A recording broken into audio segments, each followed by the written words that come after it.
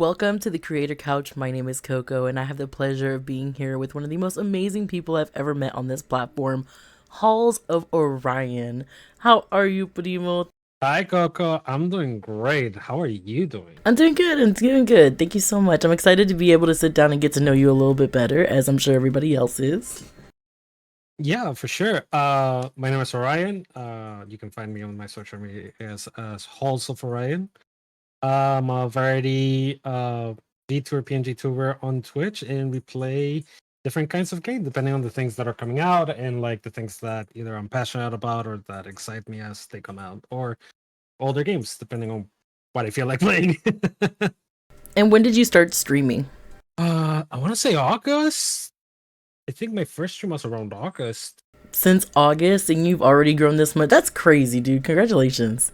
Yeah, that's the part that is blowing my mind. Is like, what the fuck? Because yeah, like, and it feels so weird because like the other day I was subbing to our friend Goji. Like I was like refreshing myself with him, and it's like, oh, you've been sub for 3 months, and then he resubbed to mine. He's been sub for 2 months. I'm like, it felt longer, but it's also already this amount of time.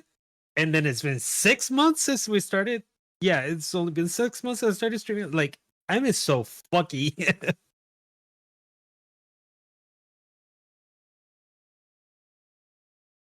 Oh yeah, I'm really happy and really excited of it. I'm not gonna lie, the community that I have built so far, it's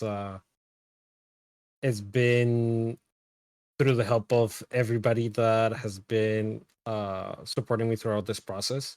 I don't think that I would be here where I'm at if it wasn't for everybody's hand and support.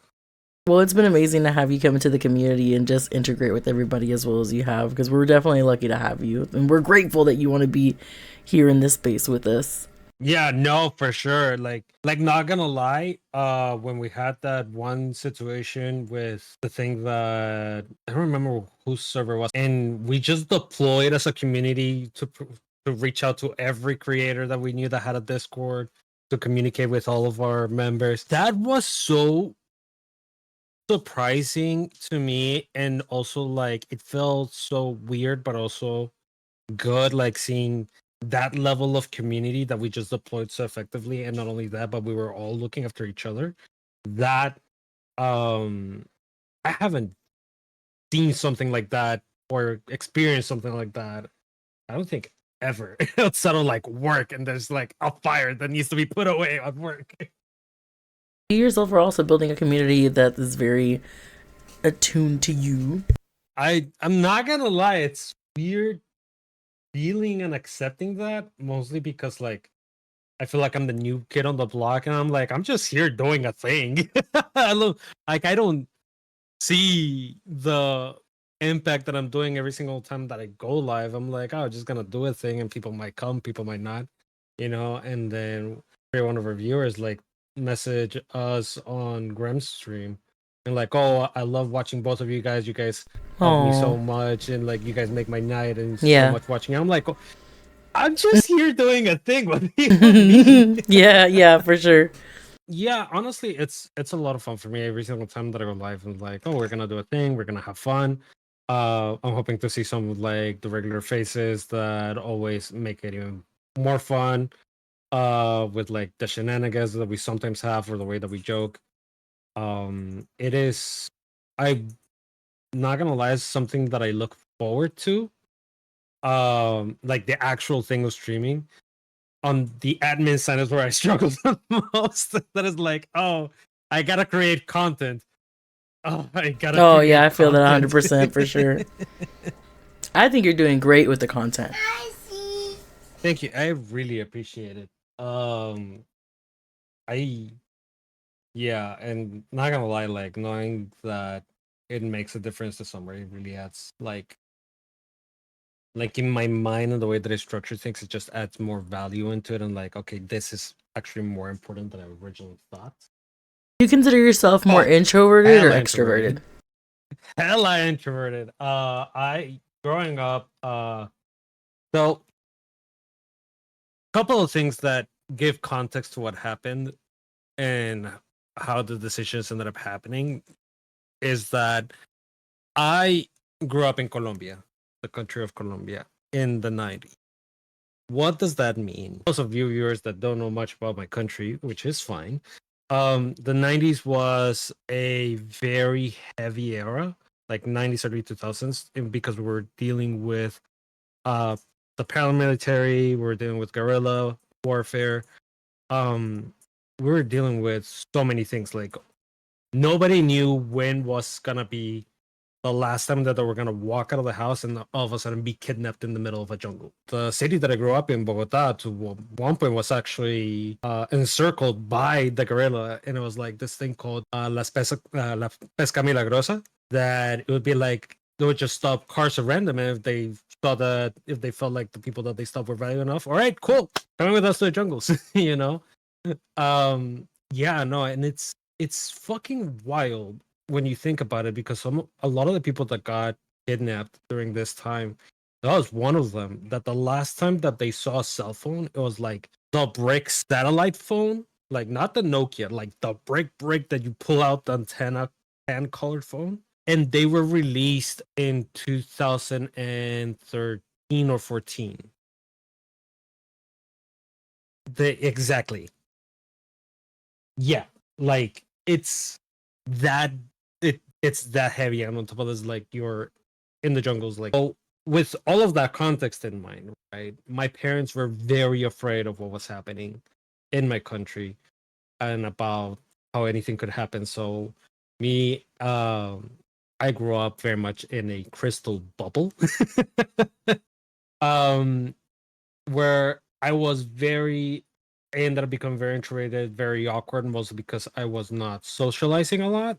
Um, because like there were like hard limits on what my parents felt comfortable with us doing outside of the house and things like that. So a lot of the things that I did like that I had to burn and experience through my life and childhood was a little bit delayed, right? So like for example, like the whole going out and going clubbing thing that you usually burn through like 15 to 18, maybe a little bit to 21s. I started that here in the US at 21st. And that's what I was saying. Once you add the context, it makes sense to why my parents were making the decisions that they had and were like going close and too overprotected. But like when you look at the bigger pictures, like shit, like it's bad out there. Like there was a point that we were on a school bus. We were on our school bus going back home. I remember this vividly. Well, not vividly. My brother does. My mom tells us of how we told her when we got home. We were on traffic on our way back home in the school bus. All of a sudden, the school bus gets stopped.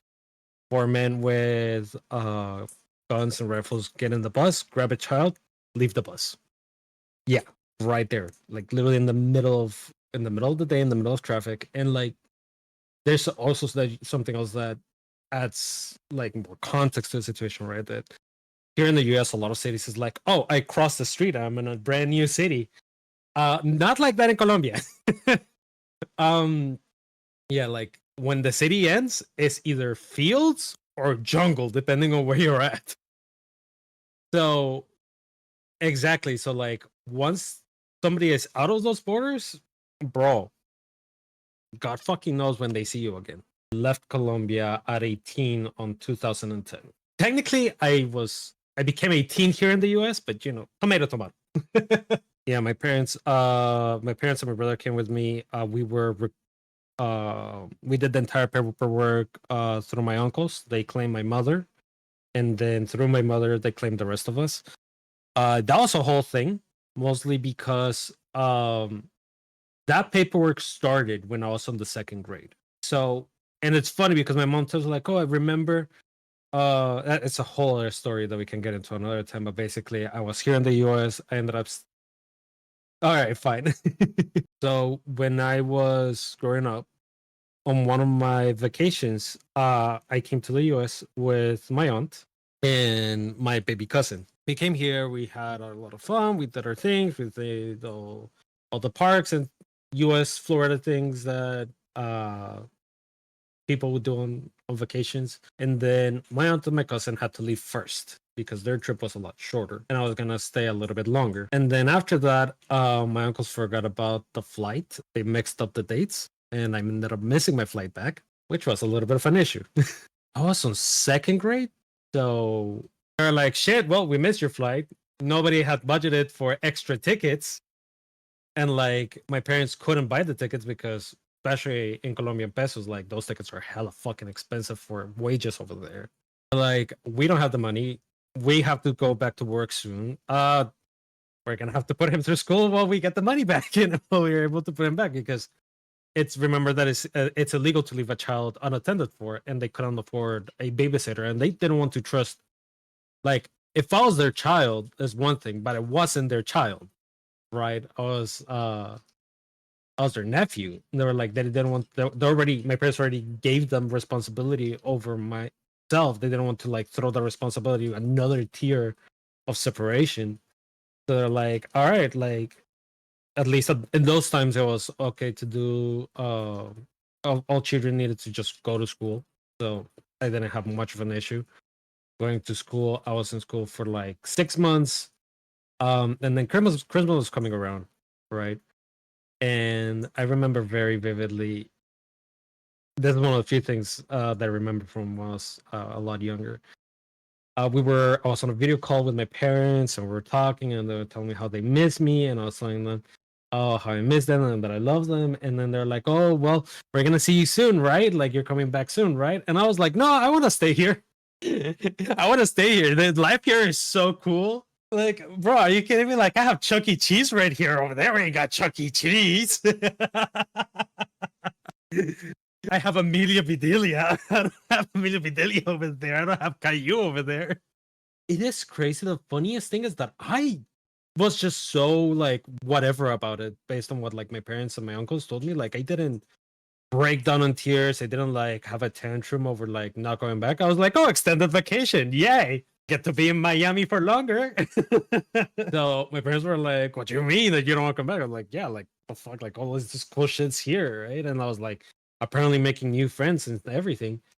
Um, and then Christmas was coming around, and I had given them like in Colombia we don't write our Christmas list to Santa Claus, but we write them to El Niño Jesus.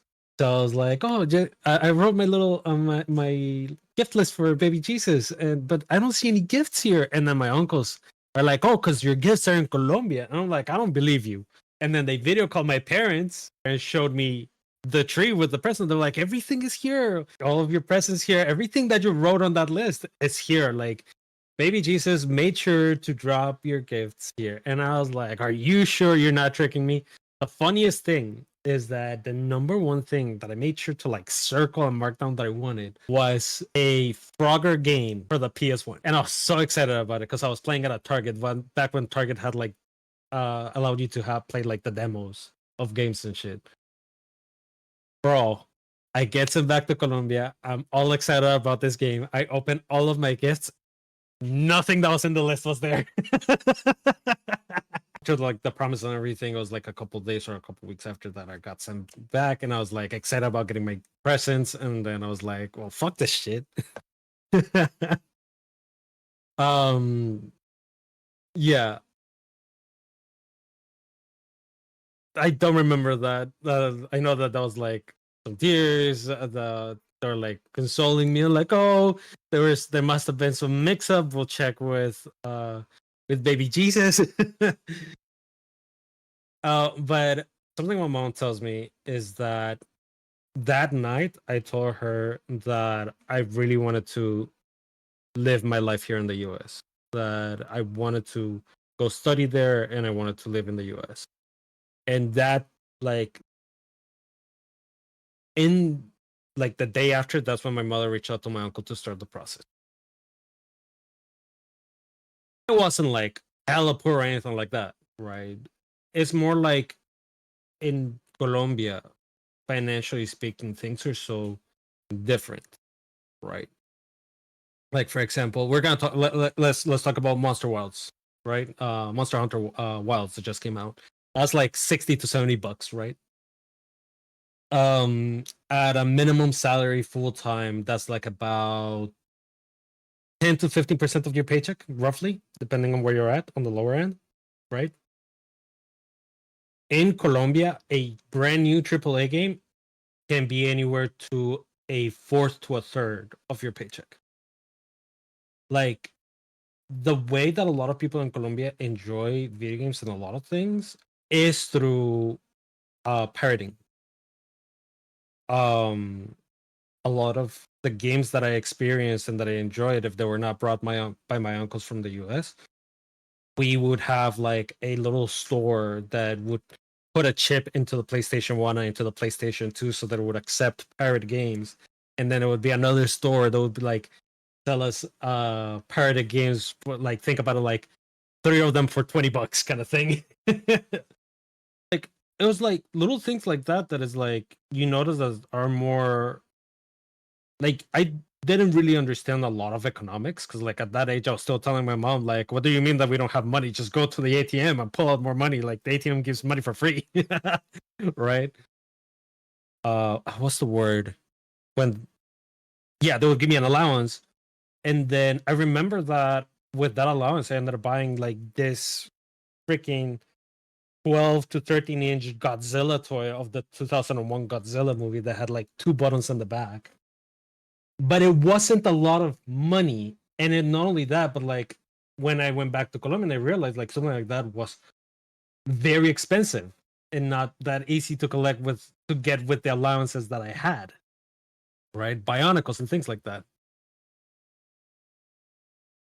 Exactly. So it's not, it's one of those things that like as young as I was able to like, I think my brain was able to just put together and be like, okay, this is the thing. And over there is more accessible than that, and all these other things. And then on top of that, I mean, I'm a fucking child. You're gonna tell me that I'm not gonna bend over backwards for Chuck E. Cheese? It's like we don't. Yeah, we didn't have that over there. We did not have Chuck E. Cheese. We had some places that had like kids areas for like parties and things like that, but it was nowhere near what Chuck E. Cheese was, right? Um, but yeah, it's so it's funny, like the way that my life and my experience and everything like slowly ended up building up to me being here. And then I remember um april or may April of 2010, I was in high school. We were preparing for graduation. I was already looking into the universities that I was going to go back there in Colombia. I was already making my life, right? I graduate. I never came back. Like, that was because the residency process had started it. The embassy wouldn't give us a tourist visa. Yeah, the embassy wouldn't give us a tourist visa because they didn't want to risk us getting a tourist visa and then just staying, even if the application gets denied, right? So that was the last time that I traveled to the US. I had, but even no, I had forgotten about it. I forgotten about it. Like, yeah, I missed like going to the US and I could see my cousins going to like the parks and everything, but I had forgotten about the fact that I wanted to go back. Like, that was like that thing like completely gone from my brain. Like, I'm telling you, that the moment that I told my mother that, that's something that my mother tells me because I don't remember that. So like, I'm preparing my life. I have a girlfriend, and we're like, bro, over the moon, perfect relationship, whatever. Like, back in the day, and then my mom goes like, "Hey, we gotta move back to Bogota because we just got approved for the interview to move to the US." I'm like, "Excuse the fuck out of me." What? I was like, "What do you mean?" She was like, "Yeah, this is happening, so like we have to figure this shit out." I was gonna start university like the very first semester in August. So I was like, okay, like we're gonna do, because like we got like 2 to 3 months before everything. So what the fuck were we supposed to do? So I did a preparatory course for music majors, and my brother was doing some technology certificates in the meantime. Um, and then they're like, "Yeah, no, all approved. You gotta go." And I was like, "Huh?" Yeah. By October 10th, we were here in the U.S. of 2010. No, October 22nd. Yeah, like gotta get going. You gotta go over there. You gotta claim your shit. You gotta start all your paperwork. I was like, oh shit. My brother's the only sibling that I had. My dad did stay behind. Yeah, my dad did stay behind because we still have properties. We still had like the apartment and like cars and shit like that over there. And not only that, but we still the shit that we had, if we could not sell it and if we could not bring it, we gave it away to the family. But like the other property had to be sold and shit like that, so my dad had to stay behind for that. So it was basically for the first few months while my dad took care of those things back in Colombia in order to come here. It was just me, my brother, and my mother. And we're like, okay, we know English. And then that's when we realized, my brother and I, how we fucked up. We were just starstruck, like the idea of coming here, right? Like we're all happy and everything. And then we realized my mother, as many courses as she took to learn English, like she was still struggling because like she was started learning like a right. So she was trying to struggle in learning English. We had learned English through music, video games, and my aunt was as an elementary school teacher. So whatever she was teaching the kids, she was teaching us. But then it's like, okay, time to fill up the paperwork for your first social security card. Here's this very important legal documents that you better not make a mistake. And it's like, oh, shit. And now we got to translate to my mother, and we're responsible for all of this. So that's what I mean by that. We're scared shitless. We didn't admit it back then, but we were scared shitless of like making a mistake or things like that. And we're like, we didn't want to be responsible for like bad shit happening to us. Basically, our lives were in our hands and my brother in my hands. Because usually it's been like back in the day, I was like, okay, mom and dad's got it. Like, I don't have to worry about that shit. Right? Like taxes? What the fuck are taxes? I don't know about that shit. Yeah, we spent a lot of time translating for our parents. We spent actually a lot of times ping ponging between the both of us, trying to see who throw the other person under the bus so that they would translate for my mom. So my mom would be like, "Orion, I'm gonna need you to help me with this." I'm like, "I help you last time. Why did you ask Dre to do it?" And it's like, I was like, "But I did already last time. I did it multiple times." And like, she was also like freaked out because like she also can't do much because she didn't know, and like we're the only ones that know. How the fuck does it mean that we're not helping her, right? And it was like much later that we had like the conversations and the chats like really put perspective into everything, and we all made peace with it. But yeah, it was definitely quite the experience. And then to be like, oh, we're trying to get into college. All right, here's FAFSA. Huh? And now imagine like with people that are like my brother and I knew English, but we knew academic English and video game English. We had no idea about legalese. We had no idea about slang. Like we were like, what the fuck is going on here? Right. I was a 2-month-old adult. So come to the US. I started the graphic design program at my school. And I very much clearly realized that I was very much outmatched by the other students because I was a shit drawer and a shit artist, right? And there was like people out here like, like drawing Goku Super Saiyan like really nicely, really well, or really good like borderline photorealistic images, or not like to that point, but I was like a really good fucking drawing, like rendering shadows and shit. And I'm like, here's a person in stick figure. um yeah, we all start somewhere. Definitely I was everybody was at the starting line. I was barely getting into the arena. But I also realized that I did realize something though, that is that even though there were people that were like that, I found Mm. that I had my own set of strengths, right? There were different depending on the projects and what was being taught. I realized that I did perform better than other students on some things, right? So I was like, okay, this is going on the right direction. There's something that I'm liking. It definitely blew my mind a little bit. The fact that, for example, graphic design in Colombia, like first semester, you're straight going into computers, right? Yeah. You're talking about marketing. You're talking about Photoshop, Illustrator. You're talking about multi-channel development and creation. multimedia. And here's like, all right, first semester, drawing one. And I'm like, why the fuck am I drawing? And then I was like, okay, there's a class called 2D design. Finally, computers. Nope. Oh my god. Pen, paper, pencil, and gouache. Fucking hate gouache. If Damn. anybody's gone to art school, knows about gouache, knows how annoying gouache is. If you like gouache, fuck you. But it's they got like a thicker painter similar to watercolor, but does Mhm. not operate anything like water. Yeah. And I remember much that professor literally took a shit on every like person that had like really good like what I thought was really good art, and I was like, bro, you need to get the fuck away with that shit. Like we don't care about that shit here. We're gonna do other shit here. He forced us into seeing art in a more practical, like theoretical way for the sake of composition, and there were some wild projects that we did with that.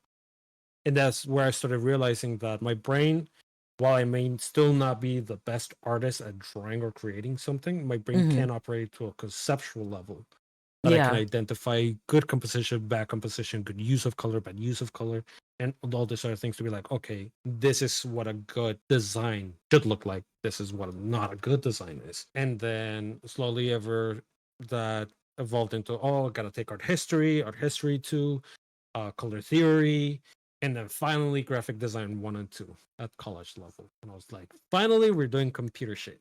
Yeah. And it's funny because at some point I realized like I'm here. My parents are not paying for college because we didn't have the money to pay for college. I was Mhm.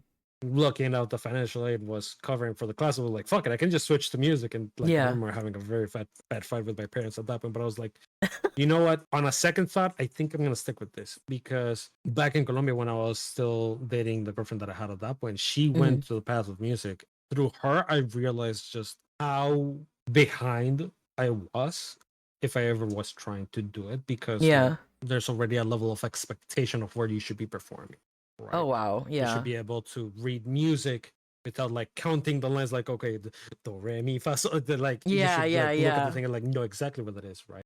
Theory is not something that with music really got inside of my brain, Mhm. but when it came to like actually playing a guitar, it was a lot easier for me to do like navigating through that physically, right? Okay. Okay. I never got to the point of like being a lead guitarist, right? But I was able to Yeah. like, okay, think about chords, things like this, things like that, right? Yeah. But for example, one of the very big things at the very beginning of a music career and music school is polyrhythm. And Mm. God, did I suck at those. And basically, what polyrhythm exercises are is like, okay, with your right hand, you're going to do a rhythm. With your left hand, you're going to do another rhythm. And with your feet, you're going to do another rhythm. Oh wow. Fuck if I can do that shit. Yeah, that's crazy. Oh my goodness. Yeah. So I was like so seeing her do that work, I was like after having the fight with my parents, I was like, I don't think that's a good idea because like I'm gonna fucking fail it immediately, flunk it, and then I'm gonna look and turn around, look at my ass, and be like, "The fuck did you do for that for?" Right? Yeah. Oh So I was like, wow. "Fuck it, might as well stake it on graphic design." Plus, it's going well. I'm learning shit, and I'm doing well. Mhm. Right? Yeah. Like all my experience was like going to like creating something like that, working like at a marketing firm, things like that.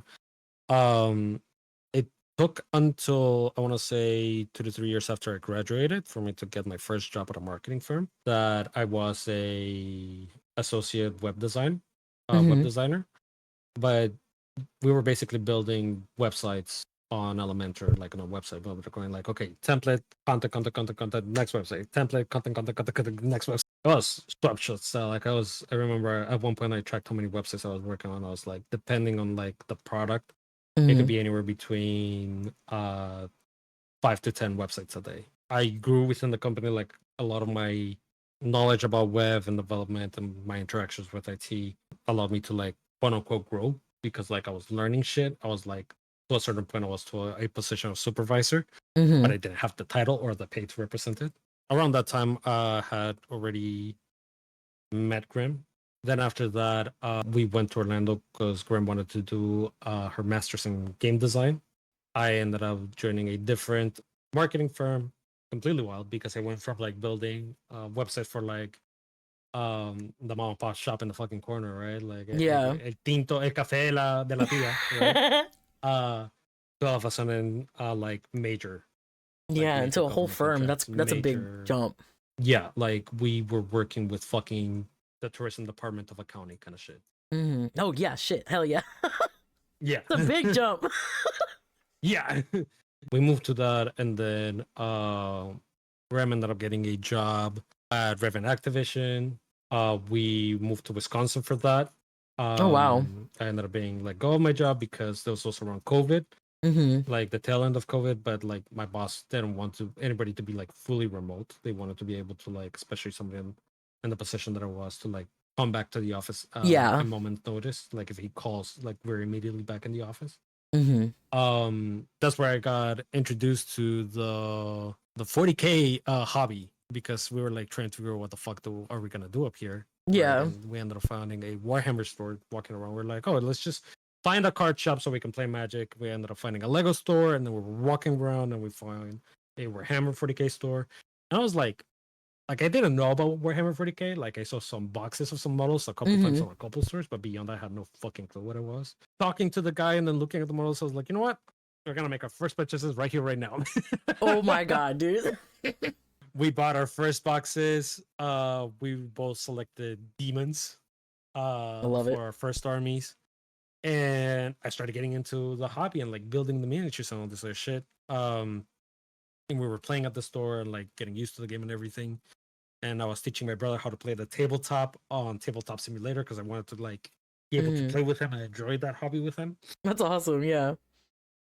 And especially because like the tabletop on 40K is so fucking expensive.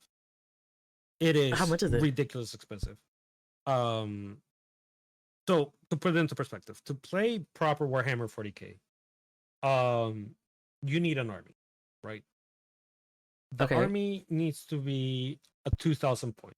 Each unit has, depending on this model size, has a different value of point, right? Okay.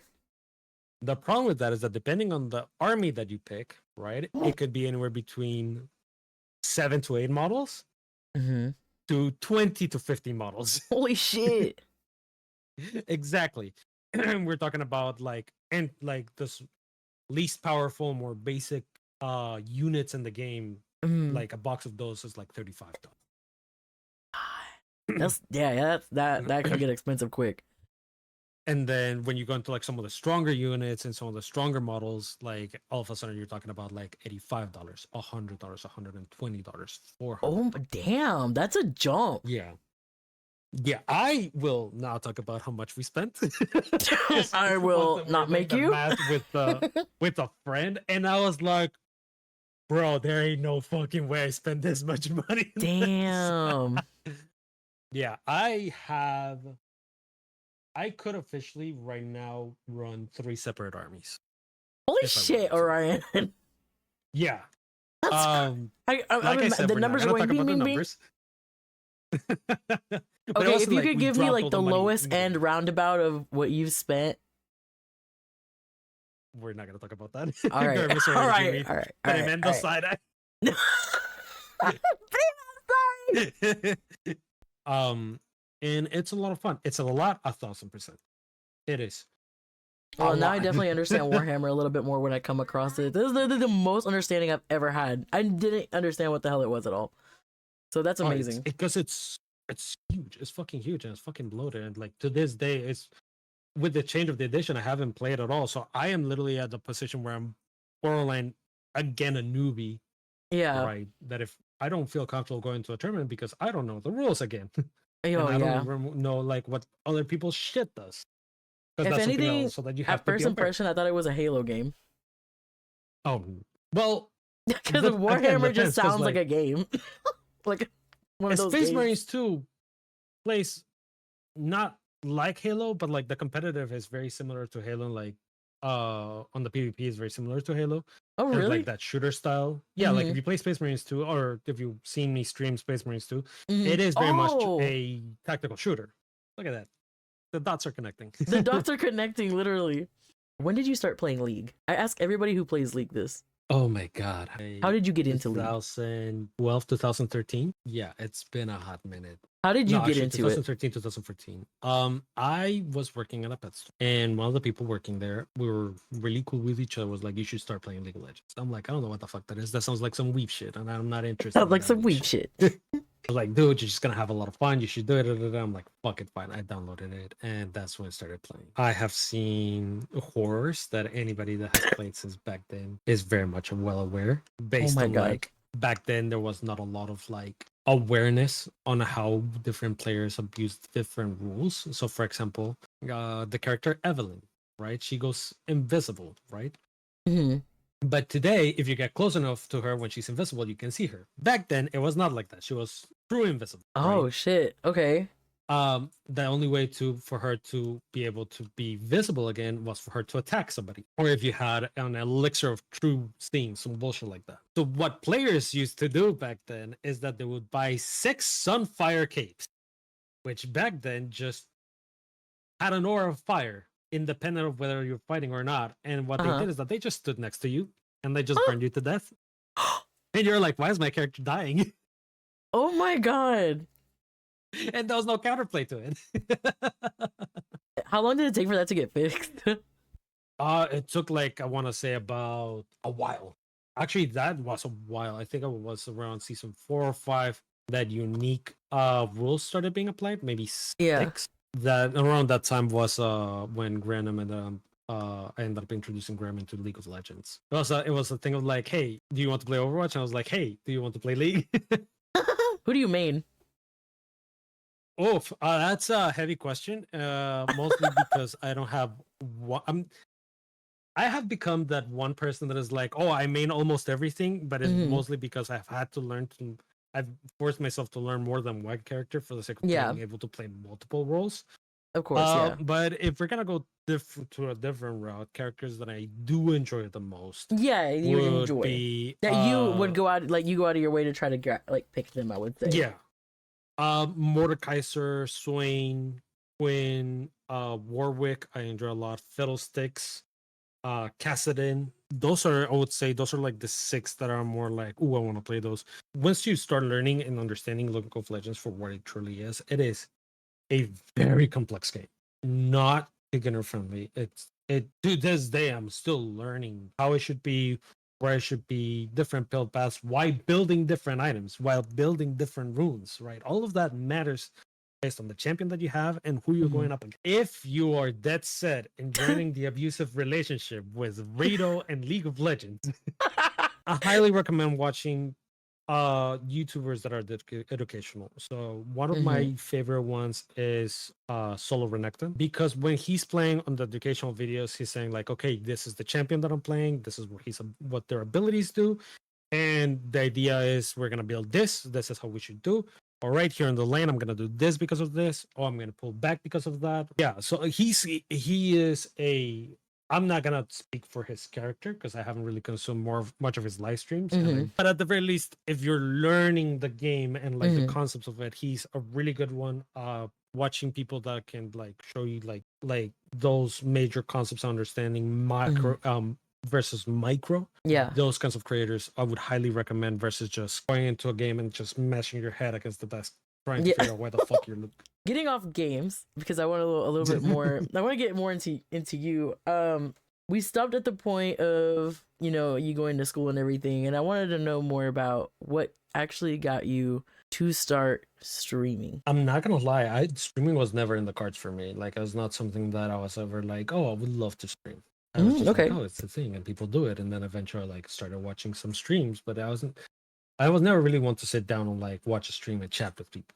Right. Like, I was more Mhm. of a YouTube enjoyer that would like watch a YouTube video or have a YouTube video playing in the background while I played. So I was never really into it. Up until I got laid off of my last job. I got 2 months worth of a severance package.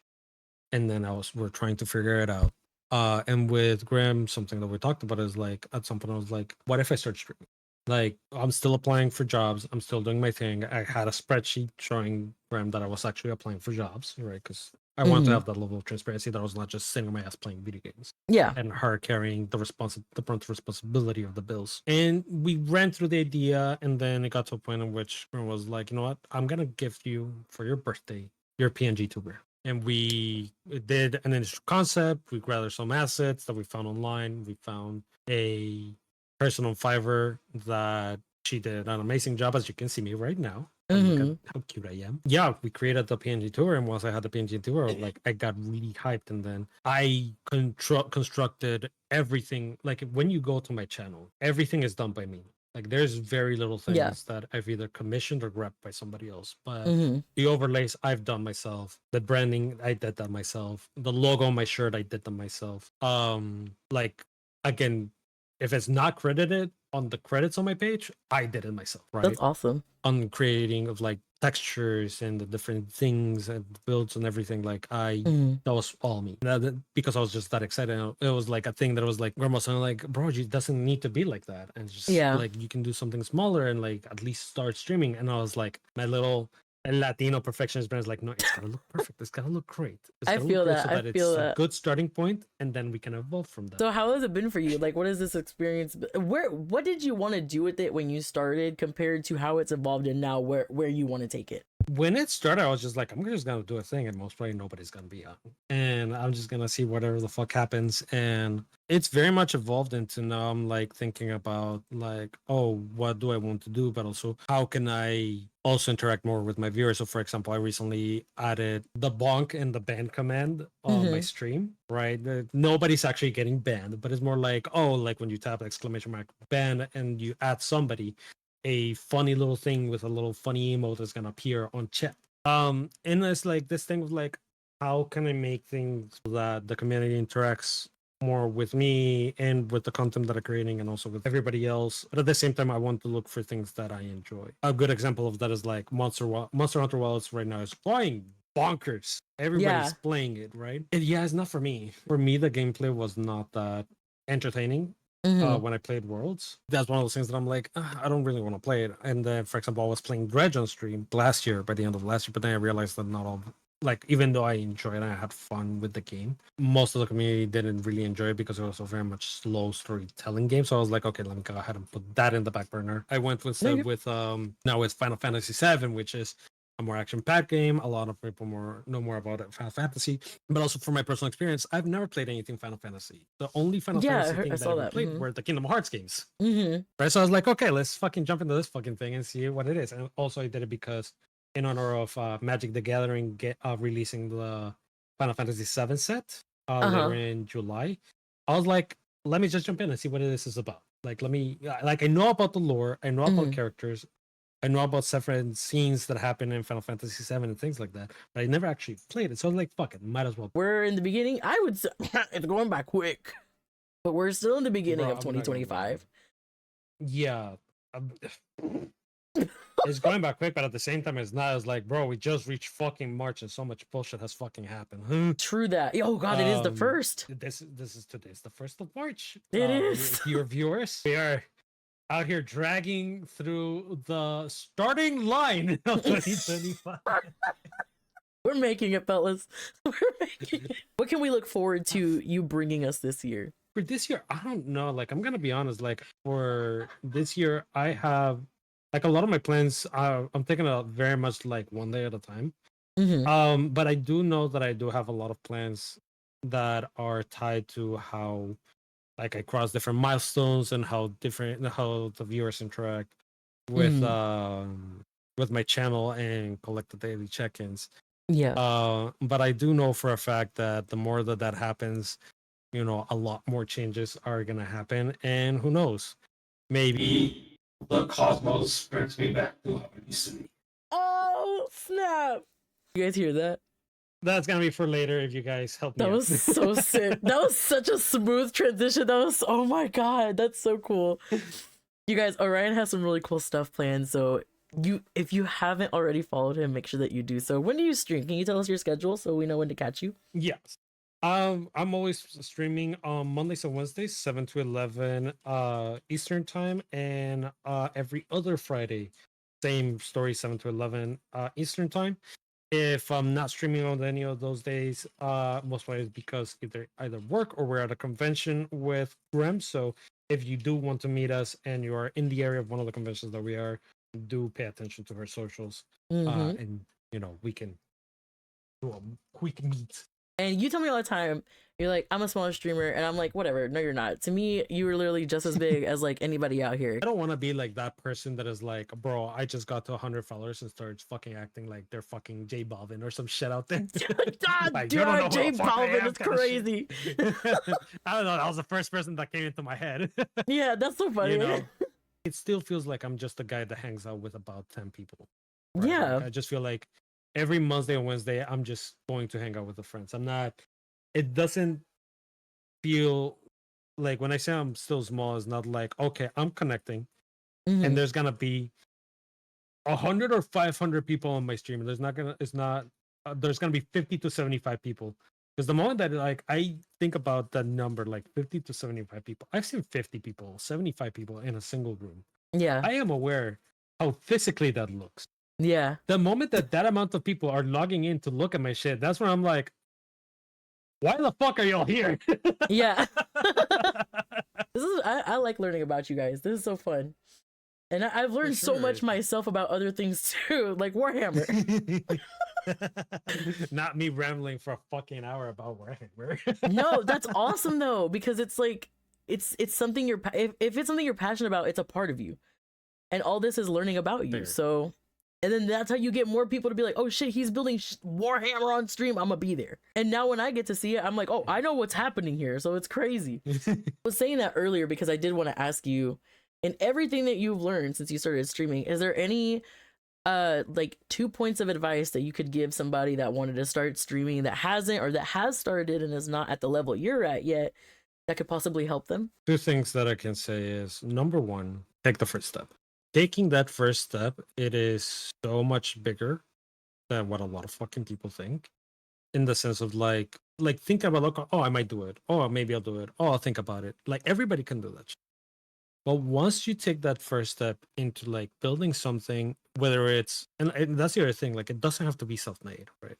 If you commission it through Etsy, if you commission it through somebody else, or you use pre-built stuff, which is also fine, right? Just taking that initial first step is so big, in the sense of like, you already started doing it. You already did something that thousands and millions of people have not done. Absolutely. I love that. Second recommendation that I would say is networking. It's one of my weaknesses. I am not good at networking or like messaging people or doing any other else and things like that. But I think that there's different ways of networking and connecting to people. And like, for example, the friendship that you and I have basically occurred because I rated Goji. Yep. And I was calling him a pendejo. Yes. You literally rated it to me calling Koji a pendejo, and you're like, well, we speak in Spanish here? For real. And like, look at the friendship that ended up coming out of that. And it's like, you don't necessarily have to like reach out and DMing people and everything like that. But I would say, like, depending on the niche that you do choose to be, do find, as you're like preparing to be there, like, start watching other people's streams, start interacting with other people's stream. And once you're on, like, even if you have one viewer, raid into people that have similar interests, that have similar values, right? Because that's going to help you network. Their viewers are going to get to know you, and they're going to be curious about checking out your stuff. And it's never going to be your own community when you're streaming. It's going to be a commune of communities. It is. Which I personally enjoy that Same. a lot more, because if I was just trying to do my own thing by the Discover page, I would still be at like 5 followers. What is like your rock? Like, what helps you keep going in the times that you don't want to do it anymore? If you have those moments, some people don't, but I'm gonna say this. It's funny for me because I never see stream as I have to fucking stream. That's healthy. Every single time I've gone on stream, I'm excited to do it. I'm happy to do it because it's like, oh, it's the thing that I'm doing, is my little project. I can end the day really drained, and it takes away from like my will to like, oh, okay, I'm gonna sit down to doing a TikTok, right? Yeah. And even then, I don't have the times to do a TikTok, because otherwise I'll have to do it in the weekends, right? Or while I'm streaming, because I'm her mod, and I was like, how do I split my attention between both things? And then there's also the ADHD thing, where it's like, I am bored of this shit. I need something to give me stimuli. And I was Yeah. like, fuck it, we're not doing this shit. We're playing a game now. Yeah, for sure. What has been your favorite milestone or heartwarming experience that you've had as a streamer so far? It would have to be doing the affiliate special. Mostly because, again, I felt like I barely knew most of you at the time. And I was like reaching out to do a thing. I was like, I'm hoping that they say yes, and I'm hoping that we can work this out. And just how readily everybody was to like support me with that one thing Yeah. and join me in doing that thing, and how fun it was. And it made me feel, how to say this, it was like a moment in that break of mentality that we were talking about earlier, where like, oh, I'm just a small streamer, I'm just like a little Yeah. guy. And it felt more like I am part of it. Yeah, it was so fun. I love interacting with you, like both of you guys. You guys are genuinely good people. I just hope that, I can continue growing so that a lot of these things can happen a lot quicker. Because like eventually I do want to get like a live 2D model.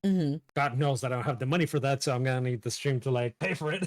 Yeah, of course. Hey, it'll happen. It'll happen very quickly. And it's gonna do its thing. So I just hope that I can continue growing so I can do more of those things, because it excites me to be able to like do this, right, and connect with other people. And I want to continue doing this. I think that I don't speak for myself, but I'm gonna allow Grandpa space to say it.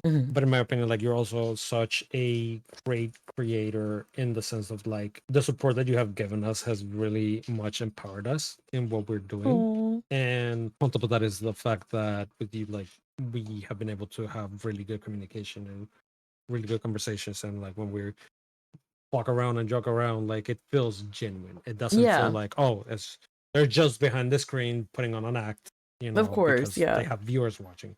But it felt like when we joke around with you, like, we can feel that you're actually joking because you're actually having fun, right? With the bullshit that we do. Or when I put my copy pasta in your chat, how you like gifted subs. I resonate with what you said. Like, both of us being Latinos also adds into the mix.